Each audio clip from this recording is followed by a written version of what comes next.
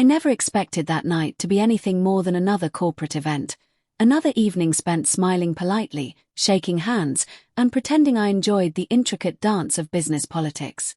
The annual company anniversary gala was in full swing, the air thick with the hum of conversation, the clinking of champagne glasses, and the occasional burst of laughter from well-dressed colleagues reveling in the moment. I had done my part, engaged in small talk, offered the obligatory compliments to our CEO on another successful year, and endured a speech that dragged on about the company's future. But as the night stretched on, exhaustion crept in.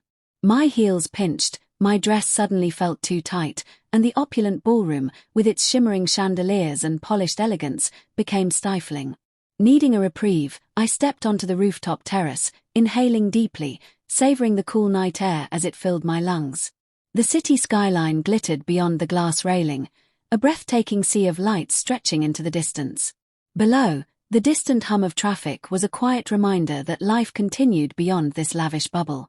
Escaping already? The deep, smooth voice sent a subtle shiver down my spine.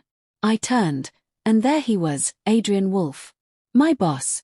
The man whose very presence commanded a room, whose sharp mind and relentless ambition had built Wolfe and Company into an empire. He was always composed, always in control, his tailored suits and unreadable expressions making him nearly untouchable. But tonight, something was different. "Just getting some air," I replied, offering a small smile. That was quite a speech. He let out a quiet chuckle, stepping beside me, his hands casually tucked into his pockets. I think even I almost put myself to sleep. I laughed softly, caught off guard by his candor. Adrian Wolfe was not known for self-deprecating humor. He was known for being precise, meticulous, and unwaveringly professional. But in that moment, with the city stretched out before us, he seemed human. We stood in silence, a comfortable quiet settling between us as we watched the city lights flicker like stars against the dark horizon. The air between us carried something unspoken, an intimacy born not from words but from shared exhaustion, from the mutual recognition of what it meant to be caught in the machine of ambition. "I'm not ready to go home yet," he murmured. I turned to him, searching his face for some hidden meaning. His gaze held something unfamiliar, something that made my pulse quicken. "Would you join me for a drink?" It wasn't an unusual request. We had shared late-night strategy meetings before, countless discussions about projections and market trends over whiskey. But this felt different. His voice was softer, his posture more relaxed. The Adrian Wolfe I knew never sought company outside of necessity. I hesitated. I should have said no, should have excused myself and gone home like I had planned. But instead, I found myself nodding. "Sure," I said, my voice steadier than I felt. "Why not?"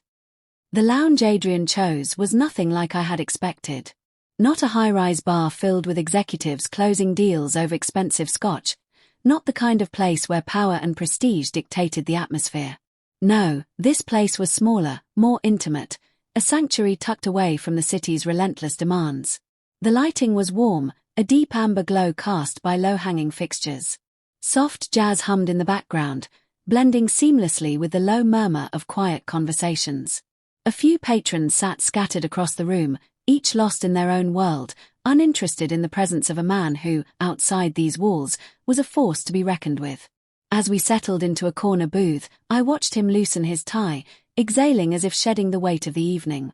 It was strange, seeing him like this, less like the unshakable titan of industry and more like a man simply wanting to breathe.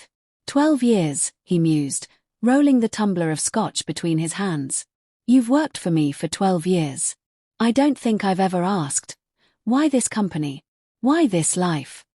I blinked, caught off guard. I guess I never thought about it like that. His lips curved slightly, but his eyes held something distant. No one ever does at first.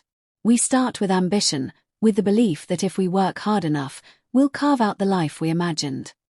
I studied him, tilting my head. "Are you saying you regret it?" He didn't answer immediately. Instead, he took a slow sip of his drink, his fingers trailing absently along the rim of the glass. "Not regret," he murmured.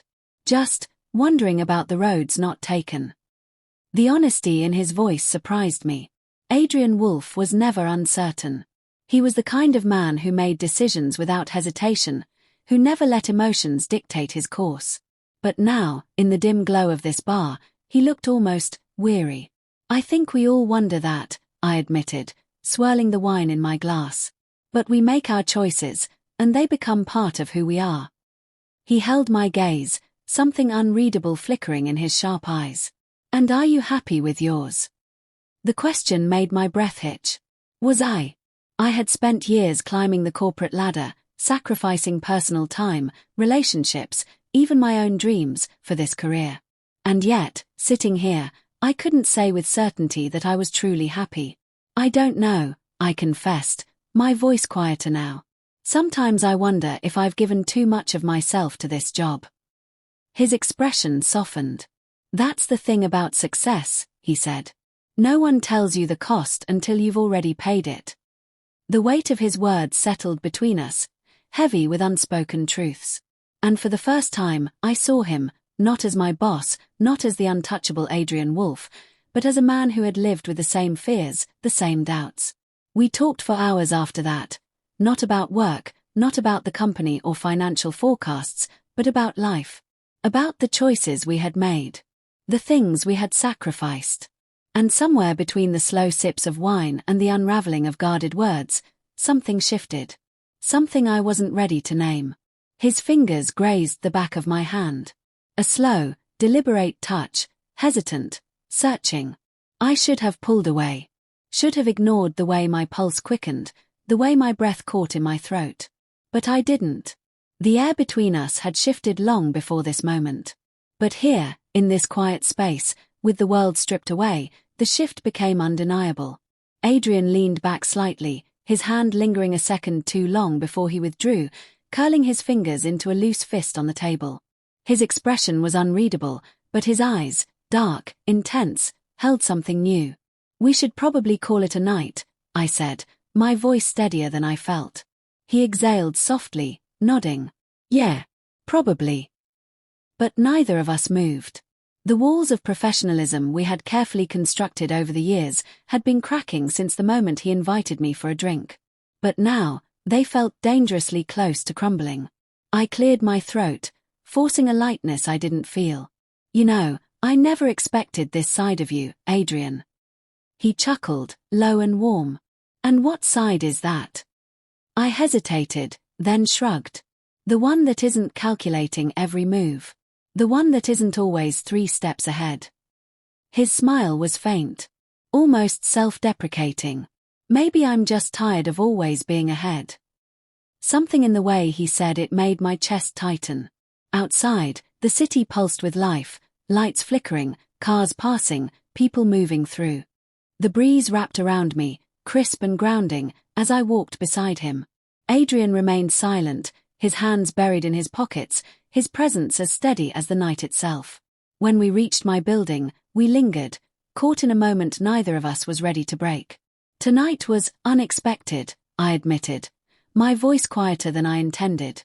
His gaze met mine, unwavering. "Yeah, it was."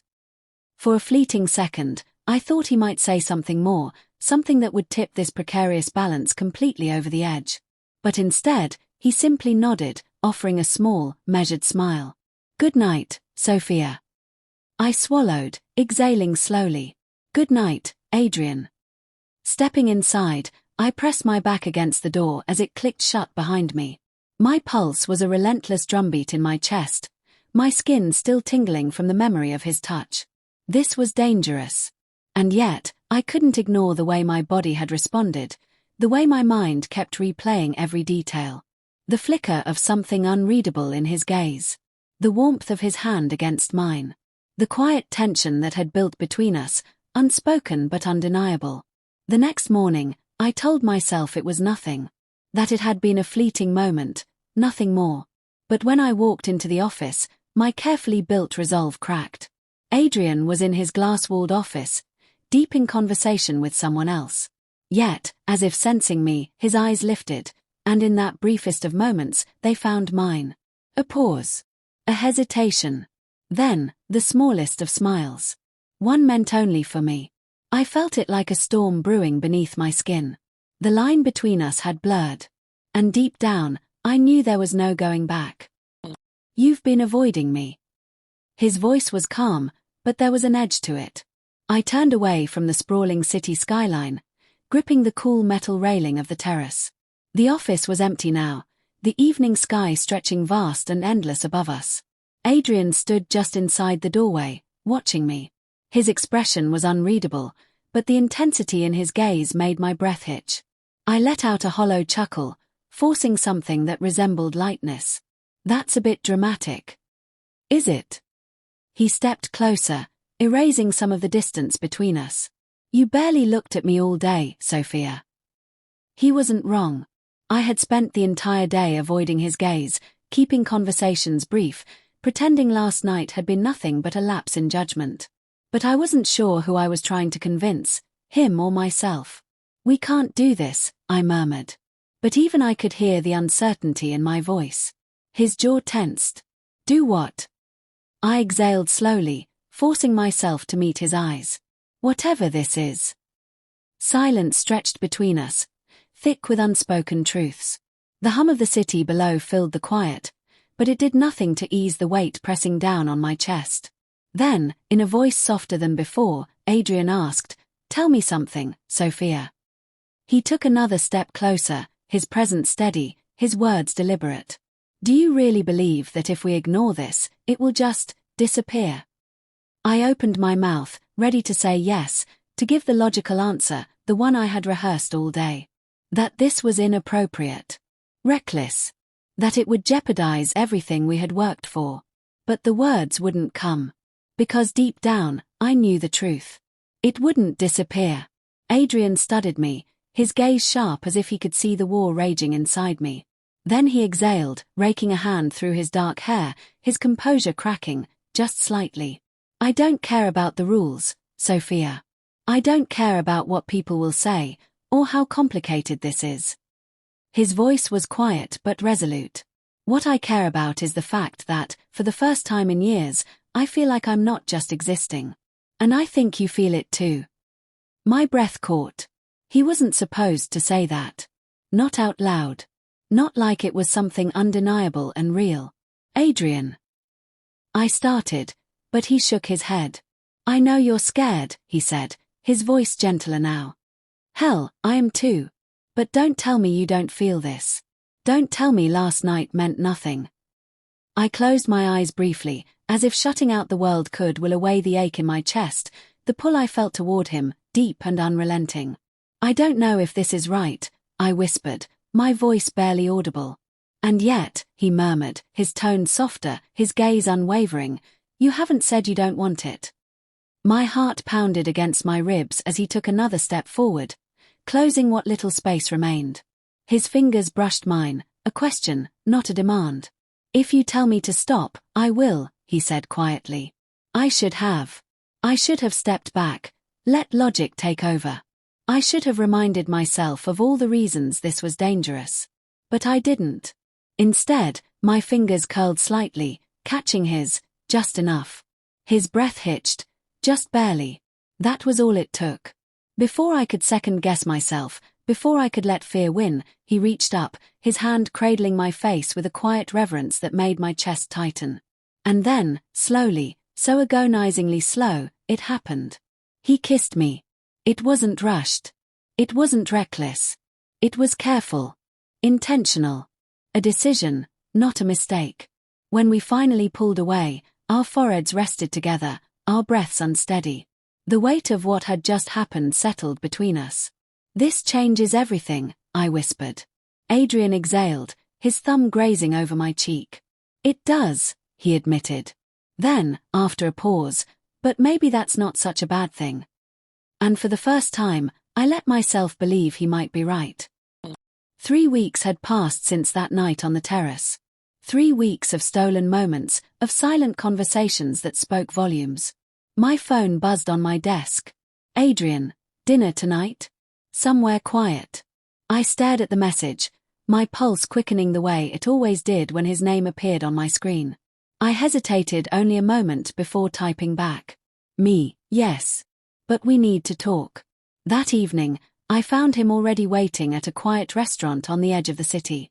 It was dimly lit, discreet, the kind of place where no one would ask questions. His gaze lifted the moment I stepped inside. And just like that, the rest of the world faded. "Hey," he said, standing as I reached the table. "Hey," I echoed, sliding into the seat across from him. For a moment, we just sat there, letting the weight of everything settle between us. Then, Adrian exhaled, a small, knowing smile tugging at his lips. "You're overthinking again." I let out a breathy laugh, shaking my head. "Of course I am." He leaned forward, resting his elbows on the table. "Then let's talk." I swallowed, gathering my thoughts. I need to know how we do this. How we make this work. Adrian studied me for a long moment before nodding. "We set rules. Boundaries. We stay professional at the office. No blurred lines, no distractions. No one questions your work or your position because of this." "This," I repeated, testing the weight of the word. His eyes softened. "Us." I nodded slowly. "We keep it private. For now." His lips quirked. "For now." Silence stretched between us, steady and certain. Then, he reached across the table, his fingers brushing mine, careful, waiting. I didn't pull away. Instead, I intertwined my fingers with his. "Some lines," I murmured, "aren't meant to be boundaries." His grip tightened just slightly. "Some lines," he agreed, "are meant to be crossed."